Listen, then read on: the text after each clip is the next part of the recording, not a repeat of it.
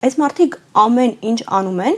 մեր պատմական հիշողությունը ջնջելու համար։ Հայոց պատմությունը, Արարատ Արագած հակադրությունը, հայոց պատմություն, հայկական Նոր Հայաստան, Հին Հայաստան, չգիտեմ, ինչ նոր Իրական Հայաստան։ Իրական Հայաստան։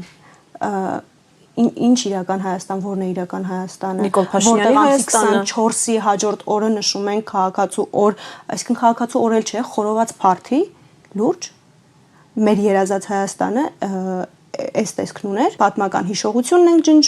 ջնջում ենք ազգային արժեքները, ջնջում ենք կարմիր գծերը եւ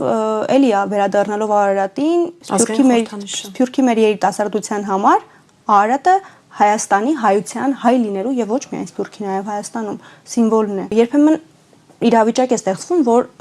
մենք դեմ ենք հարաբերությունների կարգավորմանը։ Ոչ։ Մենք երիտասարդներս բնականորեն շատ կողմ ենք, որ հարաբերությունները կարգավորվի մեր բոլոր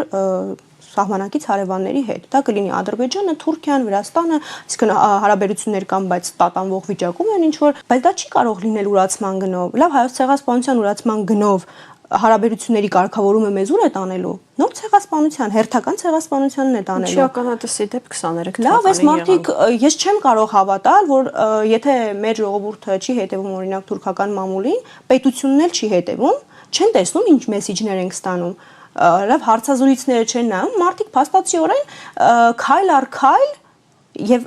ուղի մեջբերում եմ անում էլի, այսինքն Էրդողանի ելույթներից մեկից, որ մենք քայլ առ քայլ լուծում ենք մեր հարցերը Հայաստանի հետ։ Ինչի նկատի ունեն։ Որ քայլերով, Զանգեզուրի միջանցք ամեն տեղ ասելով, մեր եկեղեցիները քանդելով, ինչի համար են Ստեփանակերտում եկեղեցի քանդում, եթե մենք բարեկամանալու ճանապարհին ենք։ Ինչն էր խանգարում։